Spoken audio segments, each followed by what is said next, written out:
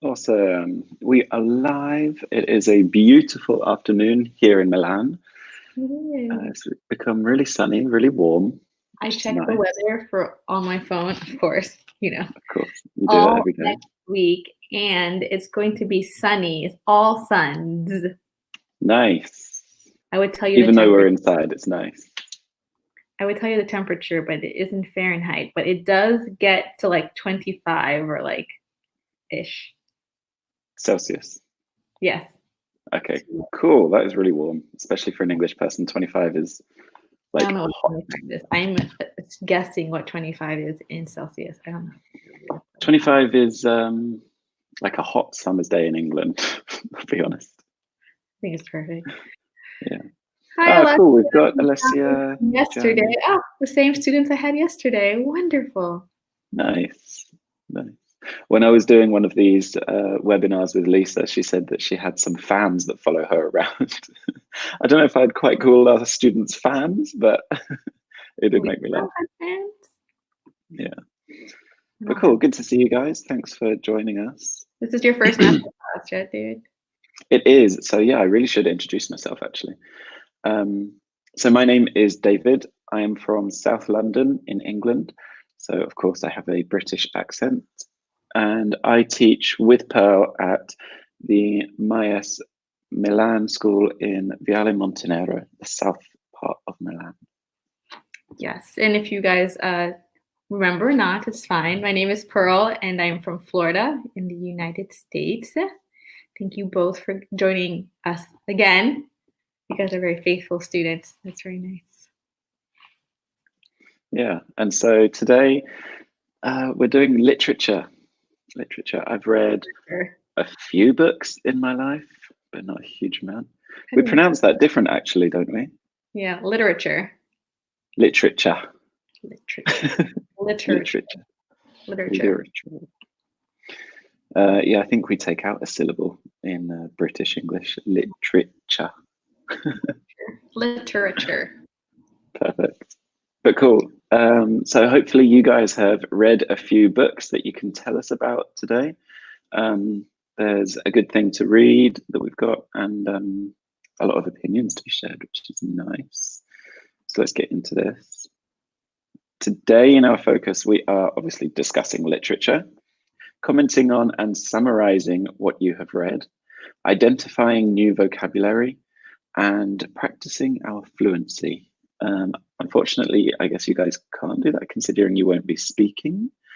Me and Pearl can practice our English fluency though, can't we? Yes. Are you reading a book now, David? At the moment, yes, I am reading a book. I've got it right here on my bookshelf actually. It's an autobiography, Jonathan Van Ness, Over the Top. It's a good book. And yeah, it is a good book. And this was actually a birthday present from some very good friends of mine. Oh, wonderful. I guess they have good taste. They do. So thank you very much, Pearl, for that birthday present. And Eleanor, of course. Right. Cool. Are you reading a book? Yeah, I am reading a book. But Johnny, Alessia, are you reading any books? I am reading. Where is it? It's called The Silence of the Girls by Pat Barker. And it is about it's the Odyssey, but told from the women's point of view. So it's told from Helen's point of view and Bryce's. So it's told from the women's point of view. So how women saw the Odyssey as opposed to how like Odysseus or Achilles saw it. Oh, wow. That's really cool. So cool. I like Greek mythology. So this is something that I wanted to read. Yeah, definitely. That sounds really interesting, actually. And I have more than enough time now to read. Of course. Cool. So yeah, guys, let us know what books you are reading and give us maybe a little summary of what they're about. Maybe if you're not reading anything at the moment, could be your favorite book or a good book that you remember a lot about. But yeah, maybe the book you're reading, it will be a good recommendation. I can read it after I finished my stack of books I have here. That I have 3 you books. You do. You have a huge stack of books. Gianni, I like reading also if I'm not a bookworm. Also from that bookworm. I am not a bookworm either, but I wouldn't mind being a bookworm. No, nor am I, but it would be cool to be a bookworm. I wish I had the motivation to continue. The most difficult part for me is starting a book, but once I start, continuing really isn't the problem. It's getting started. Yeah. Once you get through that first 2 or 3 chapters, for me, that's when it starts getting easier. But also, if I read a book that's really, really good, then I kind of get stuck in that universe, in that world, and I can't then get into another book immediately. Yeah. So, right. Yeah, so I told you before, Pearl, didn't I, on a different We're focus. reading books. Yeah, between Harry Potter and something else, I can't remember. It was like 2 or 3 years before reading a different book or a different story. Johnny, I'm currently reading the novels of Agatha Christie. Wow, very nice. Nice. I personally haven't read any books by Agatha Christie. No, nor have I. I don't think I'm a big fan of the genre that she writes in. She's kind of mystery type, Yeah, isn't she? like a detective type of story. It's not my favorite genre. Maybe I should try. Yeah, you can always try. There's nothing to lose. Yeah, she has like crime stories.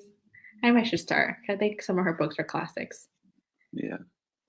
And then Alessia, I'm reading 365 Tao. It talks about daily meditation. Cool. That is cool. Nice. We have a lot of time to meditate. Yeah. I've started not kind of meditating, but I did yoga today, and there's always like sections of meditation in yoga, which is I always skip those sections. Yeah, they're the best part, when you just lay there and do nothing. Then I fall asleep, and that's not the point of yoga. I'm too relaxed. Cool. So let's get started with this one then. Fandom. What does that mean? Fandom. I love mystery crime novels. Yes, they're very gripping crime novels. They're very suspenseful. But I don't know. Yeah. I should start. Maybe I should start reading one. I don't know. Give it a go after your Greek mythology. I like very light books, because sometimes if a book is too dark or heavy, it takes me a while to finish it, because I actually get scared sometimes when I read books. Really?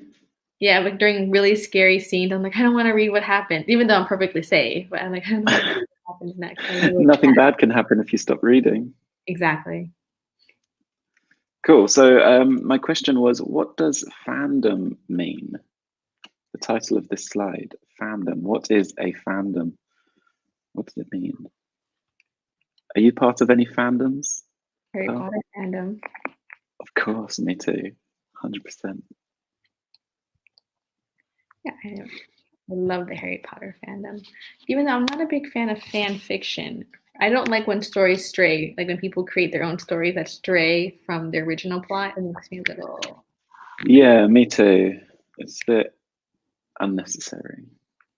But if they continue the same plot, like a sequel, their own sequel, I can read it.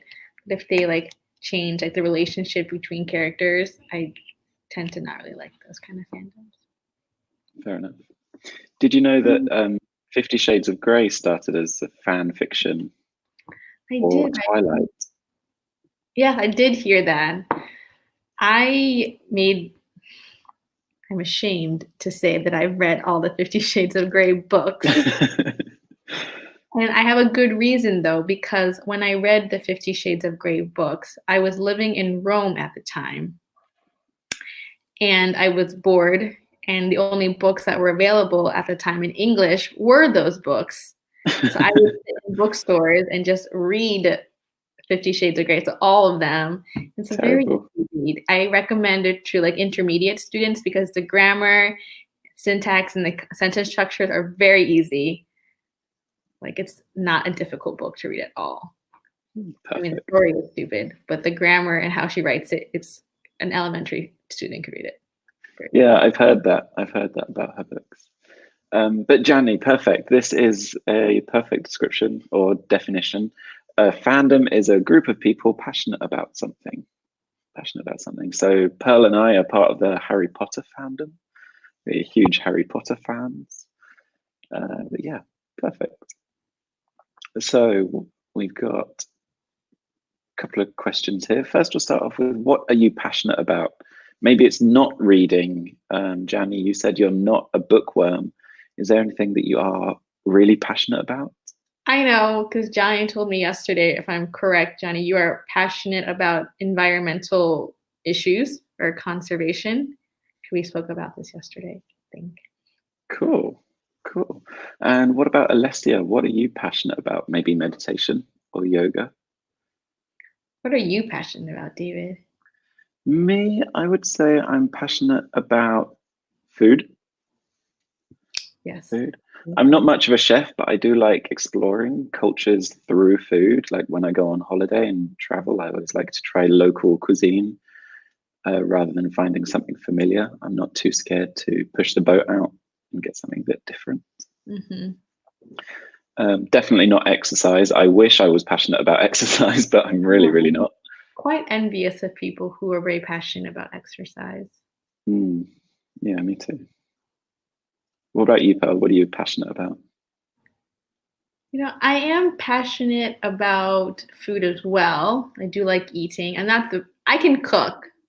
I don't think I cook poorly either. I think I cook pretty well. Okay. But I just don't have the motivation. But I like to eat. And I'm also passionate about traveling. But I wish I had the ability to do it more. Me too. I wish my wallet would let me. My wallet is traveling, and I made a really good lasagna yesterday, actually. It was really good. I know I sent you pictures. You did send me pictures. I was very jealous. It tasted real good. We're going to have it again tonight. Next time we have dinner parties, make the lasagna. Oh, wait, you can, because I'm vegan. We can make a vegan one as well as a normal one. Cool. You're right, Pro, but I would say that I'm interested in the aspect of environmental field and passionate about tennis. Cool. I like that differentiation between interested in and passionate about, because there's definitely a big difference there. But cool. My father is very passionate about tennis. He plays tennis. My father plays tennis 4 or 5 times a week, and he's been playing tennis ever since I was born. Also, my family is quite passionate about tennis. My dad is a tennis referee, and my sister was semi-professional for a while. My dad's crazy. He watches YouTube videos on tennis form and he has a tennis channel and for cable television in America. Cool. And Alessia says she's passionate about exercising. Oh, I'm very jealous. I wish I was. I mean, I'm following a training program at the moment on an app, and it's really tough to get motivated to do any kind of exercise for me. I have to really push myself. But I always feel very happy after I finish one. Oh, me too. It's the best part. I feel very accomplished. Yeah. And on this app today, it said to me, actually, think about how you felt when you started this exercise and how you feel now. And when I was thinking, when I first started the exercise, I was just thinking, I don't want to do this. But then there was no regrets afterwards. At the end, I was like, I am happy with this yoga that I've done today. It was really good. I started when I was 12. Wow. So you've been playing tennis for a good amount of years. Definitely. Cool. I don't think I've ever done something that I was passionate about since I was a child.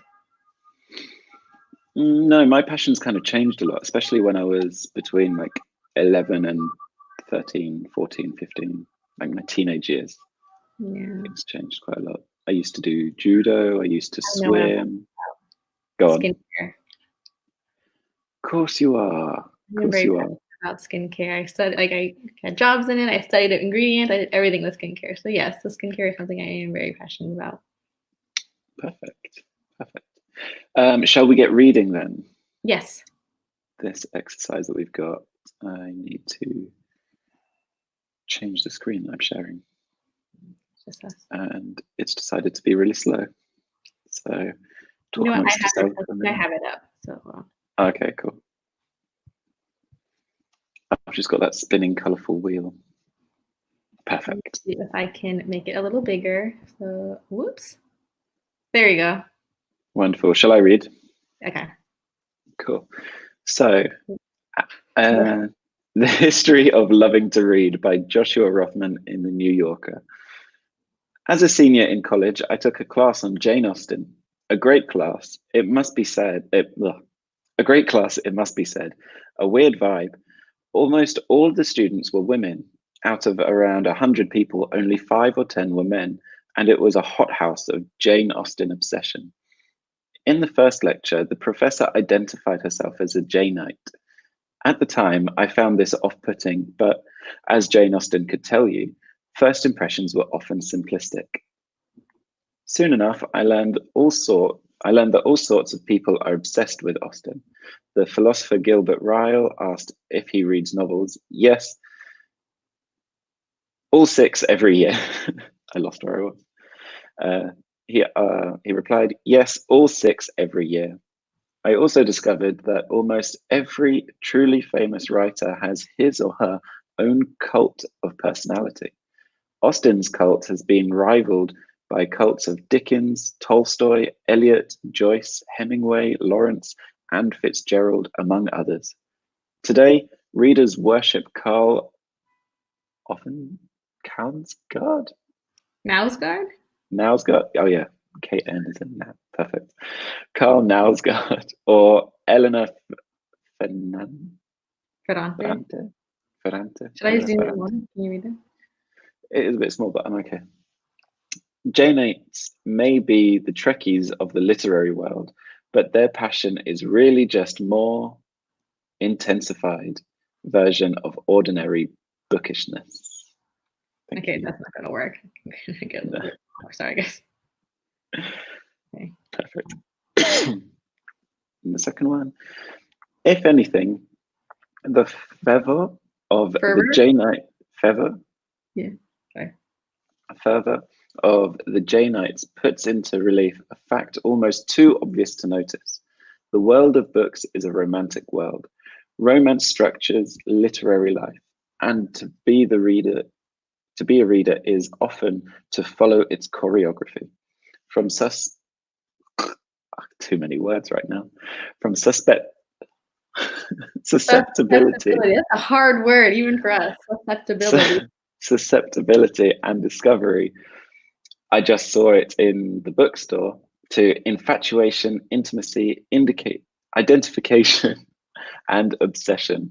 We connect with books in an intellectual way, but the most valuable relationships we have with them are emotional. To say that you merely admire or respect a book is, on some level, to insult it. Feelings are so fundamental to literary life that it can be hard to imagine a way of relating to literature that doesn't involve loving it. Without all those emotions, what would reading be? Good. So terrible at reading aloud. Terrible. You know, it sounds so much smoother in your head when you're reading. Right? You don't get tripped over yourself. Good. So what is this? In the previous slide, read the first 2 paragraphs. What is a Janeite? What is a Janeite? From the text. What is a Janeite?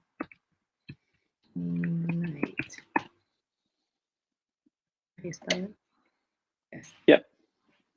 What is a Janeite? You know, I am not a Janeite, to be honest. And I don't think I've read any of her books, but I've seen the films based off her books. Okay. I really did enjoy Pride and Prejudice. I've never seen it or read any of her books or seen any of the films. The one with Keira Knightley for Pride and Prejudice. I'm pretty sure she wrote that book. Pride and Prejudice is actually a really good movie. And I made me want to read it, but I'm honestly not a big fan of classics because I just find them very boring. Yeah, I tried to read all of the Charles Dickens books, but I think I got a couple of chapters into one book and it wasn't for me. Yeah, a Janeite is a super fan of Jane Austen. So a Janeite is someone who is a very big fan of Jane Austen.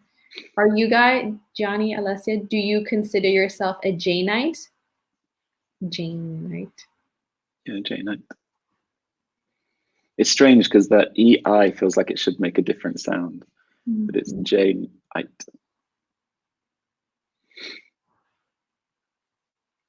I mean, there are many fans. Like in the text, they mentioned rival cults like Dickens, Tolstoy, Eliot, Joyce, Hemingway, Lawrence, and Fitzgerald. I do like Fitzgerald and Hemingway. I don't think I'm super. I like, what's his name? Joyce. Fitzgerald, I really liked. What was his really famous one? Gatsby. I like Great Gatsby. That was a required reading when I was in high school. Was reading The Great Gatsby. I quite enjoyed it. I didn't enjoy analyzing it, but I enjoyed the story. No, I've only read Pride and Prejudice. Did you read the book in Italian or English, Johnny? Oh, I hope English. If you read it in English, it's very impressive because they don't speak in like modern English. No. So I really hope English. That would be really good. It'd be really impressive. I like her books, but I'm not a super fan. Yeah, I'm not a super fan. Cool. I did when I had to read Old Man in the Sea by Ernest Hemingway. And I did like it quite a bit. And then we also had a Hemingway cat. Yeah. Well, because he had those cats with the extra thumbs. Mm-hmm. So all the cats in his house, he has a house in Key West, and the cats there all had thumbs. So they're called Hemingway cats. And I actually had one, not from Key West, but we found a stray who actually had an extra thumb. I called them Cool. Cool. I read Pride and Prejudice in Italian. In English, but a version adapted to the current English. Oh, well, that's still impressive. Cool. Right? It's not an easy read, Pride and Prejudice. It's a more intermediate advanced read. So that's very impressive. Good job, Johnny. Good job. Good. And the other fandom, what's a Trekkie? Yeah, Janeites may be the Trekkies of the literary world. What's a Trekkie?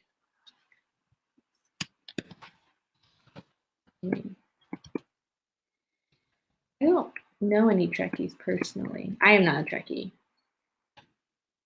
No, me neither.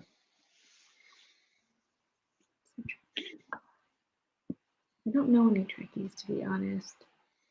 No, neither. But I don't know. I don't know if I would say I'm a member of the fandom for the Marvel Cinematic Universe. But I don't know what the name of that fandom would be. Marvel heads. Yeah, maybe. Marvelite. Johnny, fans of Star Trek. Yeah, the Trekkie are super fans of Star Trek. I am not a Trekkie. Are you a Trekkie, Johnny? Do you like Star Trek? Star Trek. I've never actually seen anything Star Trek. Apparently it's really, really good. Me but neither. I'm the worst. Yeah. And I've only seen a handful of Star Wars movies as well. I do love the Star Wars films. They are very good. I haven't seen them. And they're all on Disney Plus. Disney fan. Yeah, huge Disney fan. I should be a bigger Disney fan because I live in Orlando and that's where Disney World is, but I'm actually not that big of a Disney fan. I like the films and I don't like going to Disney World. It's wasted on you because one of my life goals is to go to Disney World in Florida. I mean, I've been to Disney World and I enjoyed it, but like there are intense Disney fans who collect pins and look around the theme park for hidden Mickeys. It's intense, and I don't have time for that and the money to go. Yeah, I have a friend that went to Disney World recently, and he found a hidden Mickey that was like painted or carved into like 4 different rocks, and you could only see it at a certain perspective where things lined up perfectly, and it was like, it's too much. I don't have that kind of dedication. No. That's really cool, though. I think that a theme park would go to such detail. All right, so we're going to read the 3rd and 4th paragraphs, right? Okay, I can do that. Okay. In Loving Literature, a cultural history, Deidre Shauna Lynch, a professor of English at Harvard, shows us that it wasn't always this way. For a long time, people didn't love literature. They read with their heads, not their hearts, or at least they thought they did. And they were unnerved by the idea of readers becoming emotionally attached to books and writers. It was only over time, Lynch writes, over the century, roughly between 1750 and 1850, that reading became a private and passional activity as opposed to a rational, civic-minded one. To grasp this rational approach to reading, Lynch asks you to transport yourself back to a time when, in place of today's literary culture, what scholars call rhetorical culture reigned. In the mid-1700s, a typical anthology of poetry, for example, The British Muse, published in 1738, was more like Bartlett's familiar quotations than the Norton anthology. The poems were organized by topic: absence, adversity, adultery. The point wasn't to appreciate and cherish them, but to harness their eloquence in order to impress people. Today, when you browse brainyquote.com, you don't conceive of yourself as wandering a hollowed storehouse of treasured literary wisdom. You're just rummaging around looking for something that sounds good and expresses the right idea. In a rhetorical culture, Lynch writes, poetry offers itself to readers not as a love object, but rather as a source of instruction in how to speak fair, and thus in how to woo love objects and advance in the world. Basically, it's all brainy quote. Okay, that's it. That's it. Perfect. So cool. These last two paragraphs contrast to the first two paragraphs, essentially. Yeah. No, do you agree? Disagree? Sorry, I completely zoned out just then. So the last two paragraphs are in contrast to what is spoken in the first two paragraphs. Because in the first yeah. I prefer what it says in the first two paragraphs, saying that it's not about instruction. I didn't like that part, that poetry is an instruction on how to speak fairly. It doesn't sound so artistic to me. Mm-hmm. Personally, I prefer the first half where it's about fandom and personal understanding of your own relationship with that book and how it makes you feel. Mm-hmm. Yeah.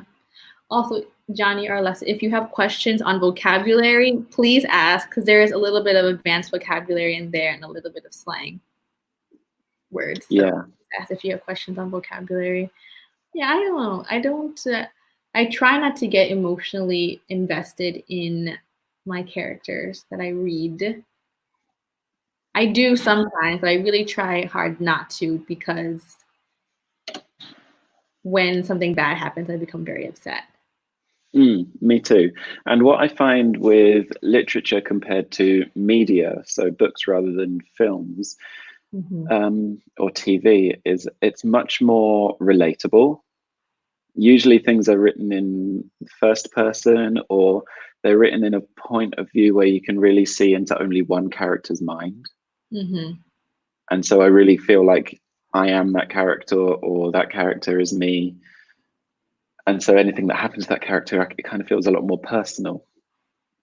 And I can see the relation to my own life in situations, which can make things much harder in literature when you're reading and much more emotional. Yeah, but I think sometimes I understand both points of views. Yes, you want to be emotional and you want to connect with what the writer is trying to say. But on the other hand, not all books are like that. Some of them are very open to interpretation, and you just take what you need from the books and move on. Yeah. The third one is, so Johnny or Alessia, do you become emotionally involved when you read your books? When you read Agatha Christie, do you become emotionally involved? To woo. Oh. I like that one. To woo. How to woo love objects and advance in the world. So to woo is to flirt.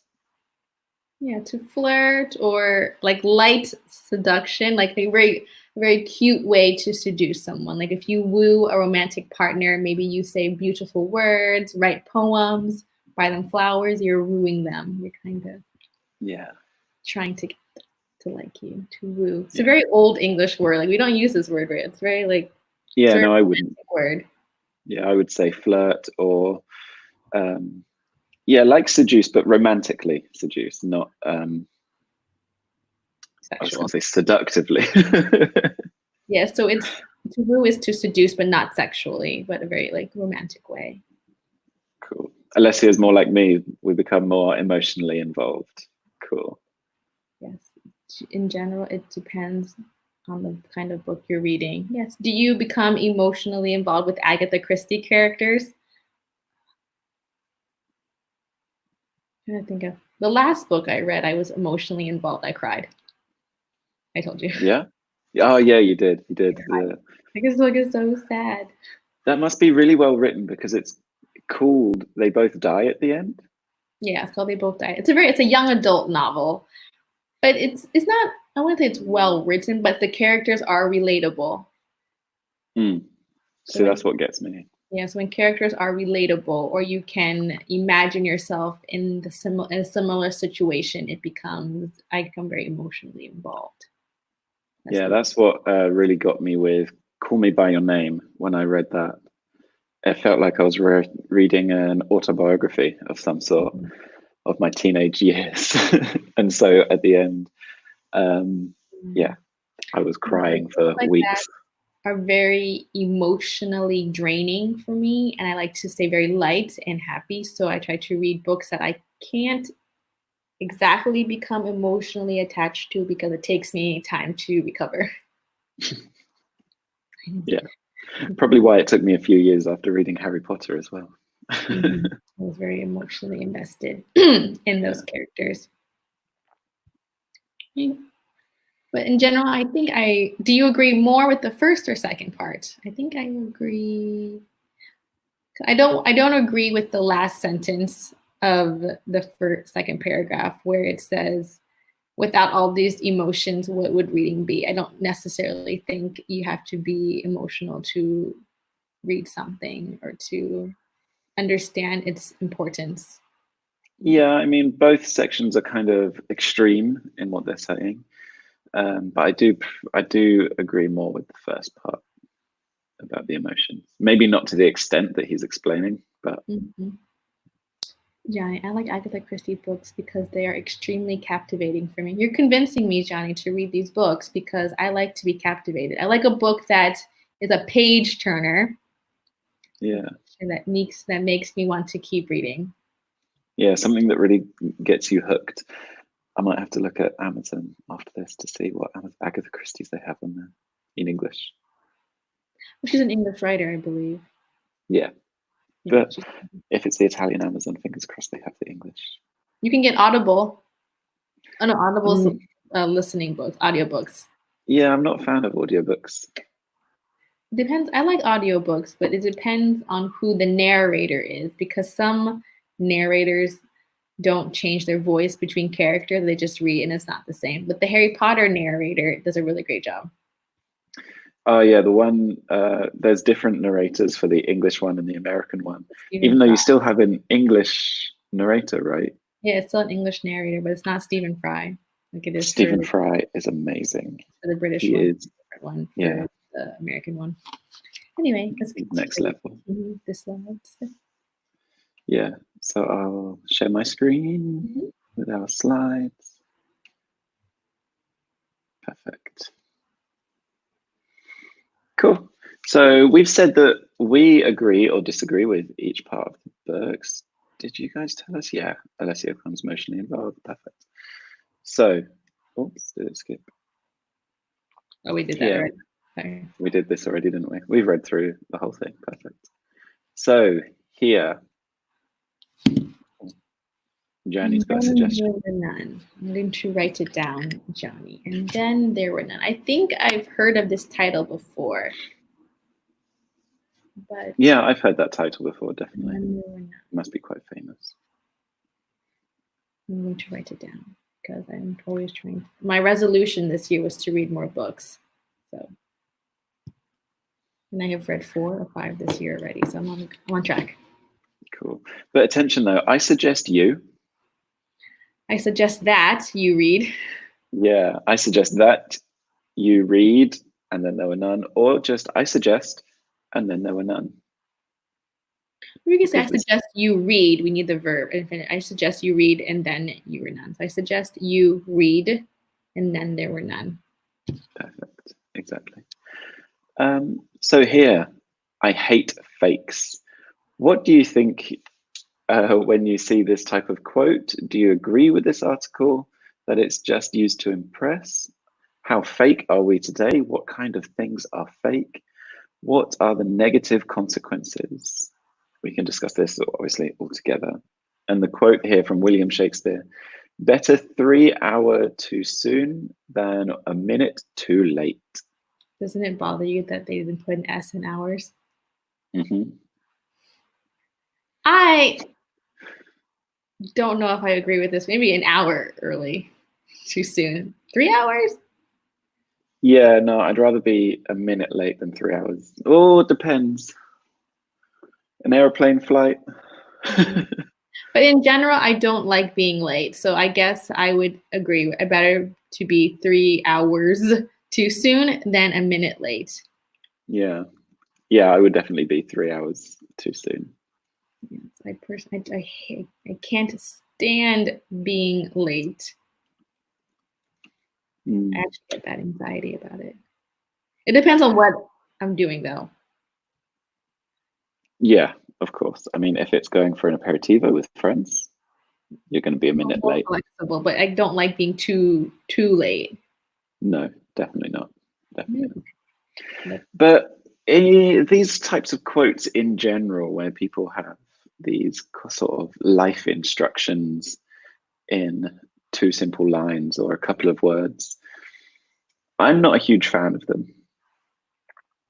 I'm not a fan of quotes like this because I feel like often they're taken out of context and they're kind of manipulated into certain situations where they really don't fit. People make their lives seem better than reality using quotes like this. Yeah. Do you agree with the quote? I agree with the principle, but not with the amount of time. Yes, perfect. Same. I agree, Johnny. Alessia, I prefer to be 3 hours too soon than late. Yes, I agree. If I had to choose, better to be 3 hours too soon. Yeah. Or no, I don't know. But I agree with the principle. Sooner rather than later, I think would be the modern quote. Yeah. Sooner rather than later. Definitely. Right. My least favorite quote is the typical one that not everyone, but people have like in their kitchen or above their sofa, and it's just live, laugh, love. I thought it was going to be like the carry on one. Or keep calm and carry on. Yeah. No, I like that one actually. The original, because it was for wartime, right? Yeah, it was the Queen's mother, the current Queen's mother, and she was addressing the nation, and she just said, "Keep calm, carry on, like pretend nothing's happening. This isn't the most stressful thing. There's nothing we can do by getting all crazy about it." So, do you think maybe it could be applied for today? Could be, definitely, especially in America. Yeah, like with this coronavirus, everyone could think, "Oh, we need to go crazy. I can't work. What should we do? Everything. We need to go to the shop and just buy everything in the shop because we don't know when we'll be able to go out again." But just keep calm, do things as normal. That's a popular quote people hang on their walls in America. Yeah, because they're trying to seem British. Maybe. I bet most of them don't know where it came from. Probably. How fake are we today? So, Johnny, Alessia, how fake are we today? There's fake news, which is a new term that recently came about a couple years ago, I think. around 2016. Because of Trump. There was a couple of important, an important election, an important referendum. Fake news. I don't know if there's a lot of fake news. Do you think there's fake news today? A lot? Not so much, because I think after 2016, there was a lot that happened in terms of what websites should and shouldn't share and what content they should and shouldn't allow. But I think there is still a lot of fake information given out and shared more amongst people than maybe news companies or news broadcasters. Yeah, but what other fake things are there? What kind of things are fake? Jewelry, Clothes, people. Yeah. Fake people. Both inside and out. We are overwhelmed by fake news. I don't know. I remember I was reading articles about how doctors are deciding who can live and die in the hospitals here in Italy, but a lot of people thought that was fake news. So I don't know if that's real or not. Yeah, I don't know. It's very hard to distinguish what is real and what is fake now. Especially when something is so extreme. We're in such an extreme condition at the moment as a continent of Europe or as the world. So how can you believe something so extreme of what's happening in hospitals, but then you can't deny it because we're in very extreme circumstances? We are. So you have to be very careful what you do and don't believe. Fake people. I feel like I've met fake people. Oh, me too. Plenty. Plenty of fake people, both emotionally and physically, when they get loads of injections or little touch-ups, like a little nip tuck to get keep looking fresh. Yeah. So, Johnny, Alessia, what other fake things are there? And do you think people are fake today? How fake are we today? That's a good question. I also think this word is used a lot when it doesn't need to be. Yeah, that's true. You just throw around this word like it's nothing. It's fake. Everything's fake. Yeah, like sometimes people might say fake, but just mean exaggerated. Mm-hmm. Yeah. Like something you post on Facebook or Instagram, and someone will look at it and say, "Oh no, that's fake. Their life isn't like that." Blah blah blah. It's like, well, if they're on a holiday in that location, then it's not fake. It could be exaggerated, or the tranquility that they're feeling or experiencing on a holiday, or blah blah blah. The result is that my first reaction is a little bit suspicious. Yes, that is, yeah, we are immediate. I think we have become more suspicious as a society now. Definitely. And less willing to believe what is told to us. Like in the beginning of this pandemic, we're like, oh no, it's not that bad. It's just fake news, making it seem worse than it really is. And yeah, when they said China's in lockdown, China's in quarantine, we thought, okay, well, that's a bit extreme. Probably not true. Yeah. Or thinking they have a very different political situation, so the way they handle it might be very different than what we would expect to happen here. That was a lot in America. A lot of my friends weren't believing what was happening in Italy until I was like, no, that's true. No, also my friends and my family, they were going a bit crazy, thinking I was being extreme by not leaving the house for 2 weeks. But here we go. Yeah, here we are. Yeah. We are in quarantine. Good. Have you met any fake people, Alessia, Virgiani? Have you met any fake people? Oh, good question. I haven't. I've met a few. I think my president is actually quite fake. But that wouldn't be the first word I would use to describe him, to be honest. No, probably something a little less polite than just fake. A bit more vulgar. something to match his personality. Orange. It's the color. Yeah. Also, my prime minister, actually, incredibly fake, because for years and years he was a huge supporter of the European Union. And then as soon as the referendum started, he was suddenly against Europe.